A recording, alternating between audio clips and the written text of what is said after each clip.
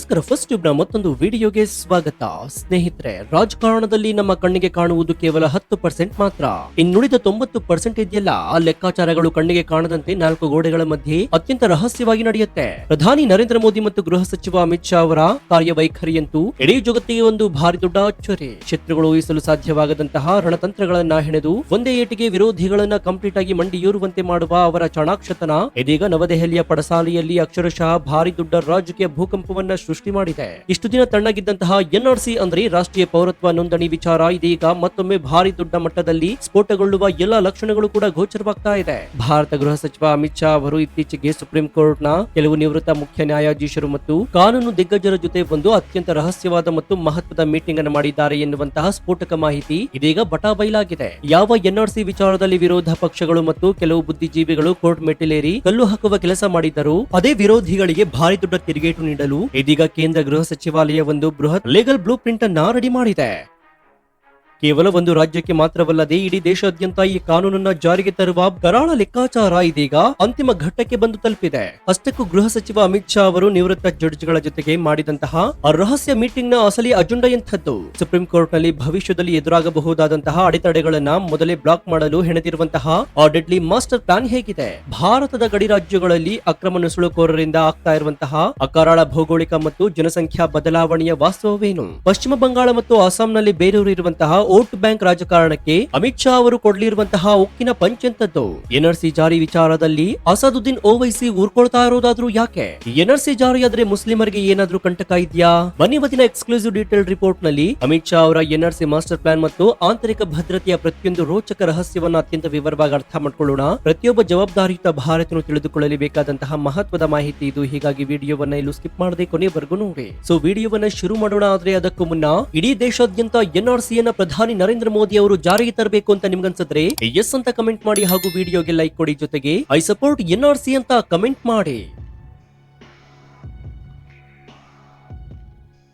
ಸ್ನೇಹಿತರೆ, ಈ ಭಾರಿ ದೊಡ್ಡ ರಾಜಕೀಯ ಕದನದ ಅಸಲಿ ಆಳ ನಿಮ್ಗೆ ಅರ್ಥ ಆಗ್ಬೇಕಾದ್ರೆ ನೀವು ಮೊದಲು ಗೃಹ ಸಚಿವರು ಮತ್ತು ನಿವೃತ್ತ ನ್ಯಾಯಾಧೀಶರ ನಡುವೆ ನಡೆದಂತಹ ರಹಸ್ಯ ಸಭೆಯ ಅಸಲಿ ಉದ್ದೇಶವನ್ನ ಕಂಪ್ಲೀಟ್ ಆಗಿ ಅರ್ಥ ಮಾಡ್ಕೊಳ್ಬೇಕಾಗತ್ತೆ. ಭಾರತದಲ್ಲಿ ಯಾವುದೇ ಒಂದು ಕಠಿಣ ಕಾನೂನು ತಂದ್ರೂ ಕೂಡ ಕೆಲವು ನಿರ್ದಿಷ್ಟ ಎನ್ಜಿಒಗಳು ಮತ್ತು ವಿರೋಧ ಪಕ್ಷಗಳು ತಕ್ಷಣವೇ ಸುಪ್ರೀಂ ಕೋರ್ಟ್ ನಲ್ಲಿ ಸಾರ್ವಜನಿಕ ಹಿತಾಸಕ್ತಿ ಅರ್ಜಿ ಅಂದ್ರೆ PIL ಹಾಕುತ್ತೆ. ಎನ್ಆರ್ಸಿ ವಿಚಾರದಲ್ಲೂ ಕೂಡ ಇದೇ ರೀತಿಯ ಕಾನೂನಿನ ಕಣ್ಣಾಮುಚ್ಚಾಲೆ ಆಟ ನಡೆಯೋದು ಗ್ಯಾರಂಟಿ. ಇದನ್ನ ಮುಂಚಿತವಾಗಿ ಅರಿತಂತಹ ಅಮಿತ್ ಶಾ ಅವರು ಕಾನೂನಿನ ಪ್ರತಿಯೊಂದು ಆಯಾಮವನ್ನು ಕೂಡ ಬಲ್ಲಂತಹ ನಿವೃತ್ತ ಜಡ್ಜ್ಗಳ ಜೊತೆಗೆ ಮೀಟಿಂಗ್ ಅನ್ನು ಮಾಡಿ ಸಲಹೆ ಪಡೆಯಲು ಮುಂದಾಗಿದ್ದಾರೆ. ಸಂವಿಧಾನದ ಪರಿಚ್ಛೇದ 14 ಮತ್ತು 21ರ ಅಡಿಯಲ್ಲಿ ಯಾವುದೇ ಲೂಪ್ ಹೋಲ್ಗಳು ಅಂದ್ರೆ ಕಾನೂನಿನ ಲೋಪದೋಷಗಳು ಸಿಗದಂತೆ ಎನ್ಆರ್ಸಿ ಕರಡನ್ನ ಹೇಗೆ ಸಿದ್ಧಪಡಿಸಬೇಕು ಎನ್ನುವ ಪಕ್ಕಾ ಸ್ಟ್ರಾಟಜಿಯನ್ನ ಈ ಮೀಟಿಂಗ್ ನಲ್ಲಿ ಫೈನಲ್ ಮಾಡಲಾಗಿದೆ ಎನ್ನುವುದು ಅತಿ ದೊಡ್ಡ ರಹಸ್ಯವಾಗಿದೆ. ಅಷ್ಟಕ್ಕೂ ಈ ಎನ್ಆರ್ಸಿ ಅಂದ್ರೆ ಏನು? ಇದು ನಮ್ಮ ದೇಶಕ್ಕೆ ಯಾಕೆ ಇಷ್ಟೊಂದು ಮುಖ್ಯ ಅನ್ನೋದನ್ನ ಪ್ರತಿಯೊಬ್ಬ ಪ್ರಜೆಯೂ ಕೂಡ ತಿಳಿದುಕೊಳ್ಬೇಕಾಗತ್ತೆ. ಎನ್ಆರ್ಸಿ ಅಂದ್ರೆ ನ್ಯಾಷನಲ್ ರಿಜಿಸ್ಟರ್ ಆಫ್ ಸಿಟಿಜನ್ಸ್ ಅಂದ್ರೆ ಭಾರತ ನೈಜ ಪ್ರಜೆಗಳು ಯಾರು ಮತ್ತು ಅಕ್ರಮವಾಗಿ ಗಡಿ ನುಸುಳಿಕೊಂಡು ಬಂದವರು, ನಮ್ಮ ಸಂಪನ್ಮೂಲಗಳನ್ನು ಕದಿತಾ ಇರುವಂತಹ ವಿದೇಶಿಯರು ಯಾರು ಎನ್ನುವುದನ್ನ ಪತ್ತೆ ಹಚ್ಚುವಂತಹ ಒಂದು ಬೃಹತ್ ಆಡಳಿತಾತ್ಮಕ ಪ್ರಕ್ರಿಯೆಯಾಗಿದೆ. ಜಗತ್ತಿನ ಪ್ರತಿಯೊಂದು ಮುಂದುವರೆದಂತಹ ದೇಶದಲ್ಲೂ ಕೂಡ ಅವರದ್ದೇ ಆದ ಅಧಿಕೃತ ನಾಗರಿಕರ ಪಟ್ಟಿ ಇರುತ್ತೆ. ಆದ್ರೆ 100 ಕೋಟಿಗೂ ಹೆಚ್ಚು ಜನಸಂಖ್ಯೆ ಇರುವಂತಹ ಭಾರತದಲ್ಲಿ ಅಕ್ರಮವಾಗಿ ವಾಸಿಸ್ತಾ ಇರುವಂತಹ ಬಾಂಗ್ಲಾದೇಶಿ ಮತ್ತು ರೋಹಿಂಗ್ಯಾ ಮುಸಲ್ಮಾನರನ್ನ ಹೊರಹಾಕಲು ಇಂತಹ ಒಂದು ಕಠಿಣವಾದಂತಹ ರಿಜಿಸ್ಟರ್ ಕಡ್ಡಾಯವಾಗಿ ಬೇಕೇ ಬೇಕು ಎನ್ನುವುದು ನವ ಭಾರತದ ಸ್ಪಷ್ಟ ನಿಲುವಾಗಿದೆ. ಈ ಕಾನೂನನ್ನು ತರಲು ಅತಿ ದೊಡ್ಡ ಪ್ರಚೋದನೆ ಕೊಟ್ಟಿದ್ದು ನಮ್ಮ ಗಡಿ ರಾಜ್ಯದಲ್ಲಿ ಆಗ್ತಾ ಇರುವಂತಹ ಭೀಕರವಾದ ಜನಸಂಖ್ಯಾ ಸ್ಫೋಟ ಅಂದ್ರೆ ಡೆಮೋಗ್ರಫಿಕ್ ಚೇಂಜ್. ಅಸ್ಸಾಂ, ಪಶ್ಚಿಮ ಬಂಗಾಳ ಮತ್ತು ತ್ರಿಪುರಾ ರಾಜ್ಯಗಳಲ್ಲಿ ಅಕ್ರಮ ನುಸುಳುಕೋರರು ಬಂದು ನೆಲೆಸಿದಂತಹ ಪರಿಣಾಮ ಅಲ್ಲಿನ ಮೂಲ ನಿವಾಸಿಗಳೇ ಅಲ್ಪಸಂಖ್ಯಾತರಾಗುವಂತಹ ಆಘಾತಕಾರಿ ಪರಿಸ್ಥಿತಿ ನಿರ್ಮಾಣವಾಗಿದೆ. ಕಳ್ಳದಾರಿಯಲ್ಲಿ ಬಂದು ನಮ್ಮ ರೇಷನ್ ಕಾರ್ಡ್ ಮತ್ತು ಆಧಾರ್ ಕಾರ್ಡ್ ಗಳನ್ನ ಮಾಡಿಸಿಕೊಂಡು ಅಧಿಕೃತ ಪ್ರಜೆಗಳಂತೆ ಬದುಕ್ತಾ ಇರುವಂತಹ ಇವರು ಕೇವಲ ಉದ್ಯೋಗವನ್ನ ಮಾತ್ರ ಕಸಿದುಕೊಳ್ಳುವುದಿಲ್ಲ, ಬದಲಾಗಿ ನಮ್ಮ ಆಂತರಿಕ ಭದ್ರತೆಗೂ ಕೂಡ ಭಾರಿ ದೊಡ್ಡ ಕ್ಯಾನ್ಸರ್ ನಂತೆ ಪರಿಣಮಿಸ್ತಾ ಇದ್ದಾರೆ. ಈ ಕರಾಳ ವಾಸ್ತವವನ್ನ ಬಯಲು ಮಾಡಲು ಎನ್ಆರ್ಸಿ ಒಂದೇ ಅಂತಿಮ ಮದ್ದು ಎನ್ನುವುದು ಗೃಹ ಸಚಿವಾಲಯದ ಲೆಕ್ಕಾಚಾರ. 2019ರಲ್ಲಿ ಅಸ್ಸಾಂನಲ್ಲಿ ಎನ್ಆರ್ಸಿ ಜಾರಿಗೆ ತಂದಾಗ ಅಲ್ಲಿ ಅನೇಕ ಗೊಂದಲಗಳು ಸೃಷ್ಟಿಯಾಗಿದ್ವು. ನೈಜ ಭಾರತೀಯರ ಹೆಸರುಗಳು ಪಟ್ಟಿಯಿಂದ ಕೈಬಿಟ್ಟು ಹೋಗಿದ್ವು ಮತ್ತು ಅಕ್ರಮ ವಲಸಿಗರು ನಕಲಿ ದಾಖಲೆಗಳನ್ನ ನೀಡಿ ಪಟ್ಟಿಯಲ್ಲಿ ಸೇರ್ಕೊಂಡಿದ್ರು. ಆದ್ರೆ ಈ ಬಾರಿ ಅಮಿತ್ ಶಾ ಅವರು ಆ ಹಳೆಯ ತಪ್ಪು ಮರುಕಳಿಸದಂತೆ ಒಂದು ಭಾರಿ ದೊಡ್ಡ ಡಿಜಿಟಲ್ ವೆರಿಫಿಕೇಶನ್ ಸಿಸ್ಟಮ್ ಅನ್ನ ತರ್ತಾ ಇದ್ದಾರೆ. ಕೇವಲ ಕಾಗದದ ದಾಖಲೆಗಳನ್ನ ನಂಬದೆ biometric data, family tree mapping ಮತ್ತು ಹಳೆಯ ಭೂ ದಾಖಲೆಗಳನ್ನ ಡಿಜಿಟಲ್ ಗೆ ಲಿಂಕ್ ಮಾಡುವ ಮೂಲಕ ನಕಲಿ ದಾಖಲೆ ಸೃಷ್ಟಿಸುವವರ ಆಟವನ್ನ ಕಂಪ್ಲೀಟ್ ಕಂಪ್ಲೀಟ್ ಆಗಿ ಧೂಳಿಪಟ ಮಾಡುವ ಆಪರೇಷನ್ ರೆಡಿಯಾಗಿದೆ. ನಿವೃತ್ತ ನ್ಯಾಯಾಧೀಶರು ಈ ಡಿಜಿಟಲ್ ಪ್ರಕ್ರಿಯೆಗೆ ಕಂಪ್ಲೀಟ್ ಆದಂತಹ ಕಾನೂನು ಮಾನ್ಯತೆ ಸಿಗುವಂತೆ ಡ್ರಾಫ್ಟ್ ರೆಡಿ ಮಾಡಲು ಸಲಹೆಯನ್ನು ನೀಡಿದ್ದಾರೆ. ಅಕ್ರಮ ನುಸುಳುಕೋರರನ್ನ ಪತ್ತೆ ಹಚ್ಚುವುದು ಸಾಮಾನ್ಯ ಕೆಲಸವಲ್ಲ. ಅವರು ನಮ್ಮ ಸಮಾಜದಲ್ಲಿ ಕಂಪ್ಲೀಟ್ ಆಗಿ ಮಿಕ್ಸ್ ಆಗಿ ಹೋಗಿದ್ದಾರೆ. ಇದಕ್ಕಾಗಿ ಸರ್ಕಾರ ಹೈಟೆಕ್ ಟ್ರ್ಯಾಕಿಂಗ್ ವ್ಯವಸ್ಥೆಯನ್ನು ಕೂಡ ಅಳವಡಿಸಿಕೊಳ್ತಾ ಇದೆ. ಗುಪ್ತಚರ ಇಲಾಖೆಗಳು, ಸ್ಥಳೀಯ ಪೊಲೀಸರು ಮತ್ತು ಪಂಚಾಯತ್ ಮಟ್ಟದ ಅಧಿಕಾರಿಗಳ ನೆರವಿನೊಂದಿಗೆ ಪ್ರತಿಯೊಂದು ಹಳ್ಳಿಯ ಪ್ರತಿಯೊಂದು ಮನೆಯ ಸರ್ವೆ ನಡೆಯಲಿದೆ. ಯಾರು ಯಾವಾಗ ಭಾರತಕ್ಕೆ ಬಂದರೂ ಅವರ ಮೂಲ ವಿಳಾಸ ಏನು ಎನ್ನುವುದನ್ನ ಅತ್ಯಂತ ಸೂಕ್ಷ್ಮವಾಗಿ ತನಿಖೆ ಮಾಡಲಾಗ್ತಾ ಇದೆ. ಯಾರು ಸರಿಯಾದ ದಾಖಲೆಗಳನ್ನ ಒದಗಿಸಲು ವಿಫಲರಾಗ್ತಾ ಇದ್ದಾರೋ ಅವರನ್ನ ಅಕ್ರಮ ವಲಸಿಗರು ಅಂತ ಘೋಷಣೆ ಮಾಡಿ ಕಠಿಣ ಕ್ರಮ ಕೈಗೊಳ್ಳಲು ಈ ಮಾಸ್ಟರ್ ಪ್ಲಾನ್ ಅಕ್ಷರಶಃ ರೆಡಿಯಾಗಿದೆ. ಎನ್ಆರ್ಸಿ ಹೆಸರು ಕೇಳಿದ ತಕ್ಷಣ ವಿರೋಧ ಪಕ್ಷಗಳು, ಅದರಲ್ಲೂ ವಿಶೇಷವಾಗಿ ಪಶ್ಚಿಮ ಬಂಗಾಳದ ಟಿಎಂಸಿ ನಾಯಕರು ಅಕ್ಷರಶಃ ನಲಗಲು ಕೂಡ ಶುರು ಮಾಡಿದ್ದಾರೆ. ಅದಕ್ಕೆ ಅಸಲಿ ಕಾರಣ ವೋಟ್ ಬ್ಯಾಂಕ್ ರಾಜಕಾರಣ.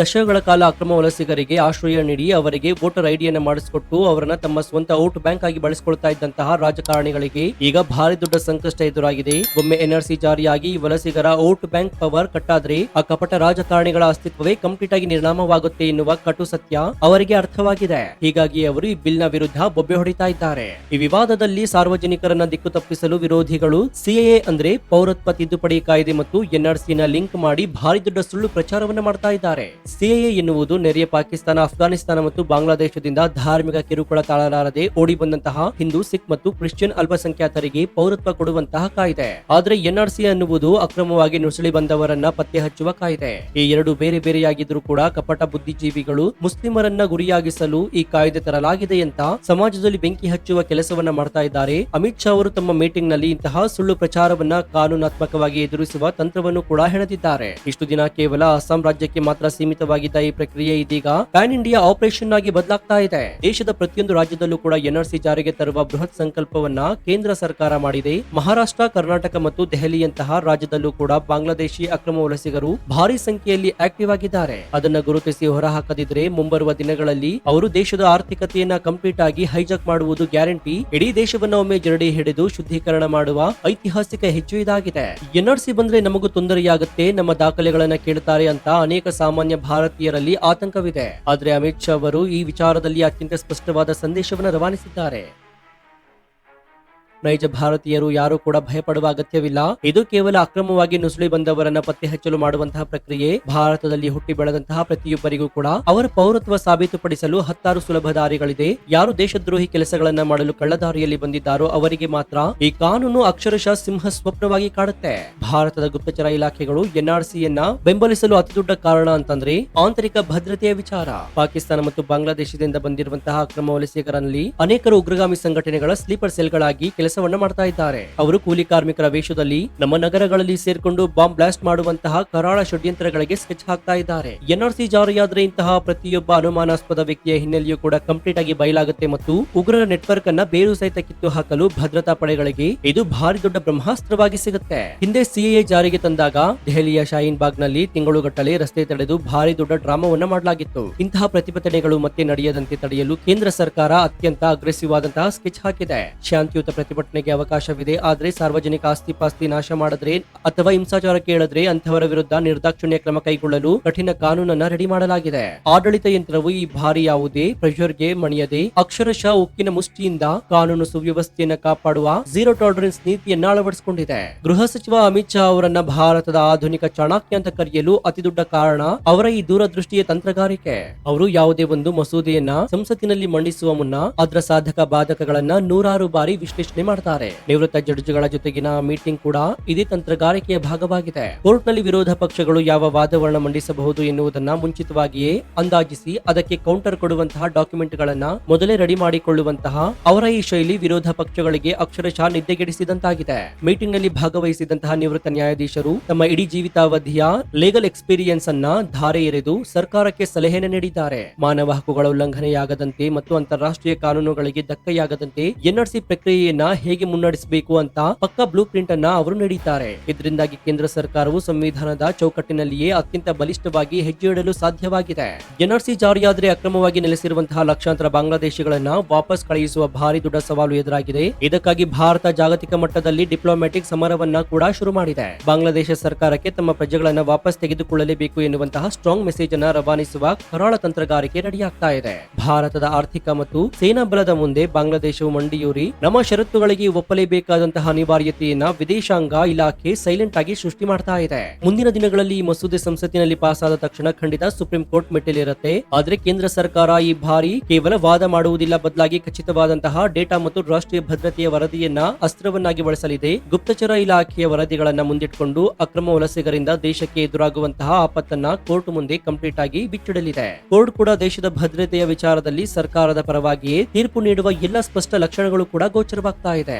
ಮುಂಬರುವ ಚಳಿಗಾಲದ ಅಧಿವೇಶನ ಅಥವಾ ಮುಂದಿನ ವರ್ಷ ಬಜೆಟ್ ಅಧಿವೇಶನದಲ್ಲಿ ಈ ಎನ್ಆರ್ಸಿ ಬಿಲ್ ಭಾರಿ ದೊಡ್ಡ ಮಟ್ಟದಲ್ಲಿ ಸಂಸತ್ತಿನಲ್ಲಿ ಪ್ರತಿಧ್ವನಿಸುವುದು ಗ್ಯಾರಂಟಿ. ಒಟ್ಟಾರೆಯಾಗಿ ಹೇಳೋದಾದ್ರೆ ಸ್ನೇಹಿತರೆ, ಈ ಇಡೀ ರಾಜಕೀಯ ಮತ್ತು ಭದ್ರತಾ ವಿದ್ಯಮಾನವನ್ನ ಅವಲೋಕಿಸಿದಾಗ ನಮಗೆ ಅರ್ಥವಾಗುವ ಒಂದು ಕಟು ಸತ್ಯವಂದ್ರೆ ಕಠಿಣ ರೋಗಕ್ಕೆ ಕಠಿಣವಾದ ಮದ್ದನ್ನೇ ನೀಡಬೇಕು ಅನ್ನೋದು. ಅಮಿತ್ ಶಾ ಮತ್ತು ನಿವೃತ್ತ ನ್ಯಾಯಾಧೀಶರ ರಹಸ್ಯ ಮೀಟಿಂಗ್ ಕೇವಲ ಒಂದು ಲೀಗಲ್ ಚರ್ಚೆಯಲ್ಲ, ಬದಲಾಗಿ ಅದು ನವ ಭಾರತದ ಭವಿಷ್ಯವನ್ನ ಬರೆಯುವಂತಹ ಭಾರಿ ದೊಡ್ಡ ಮುನ್ನುಡಿಯಾಗಿದೆ.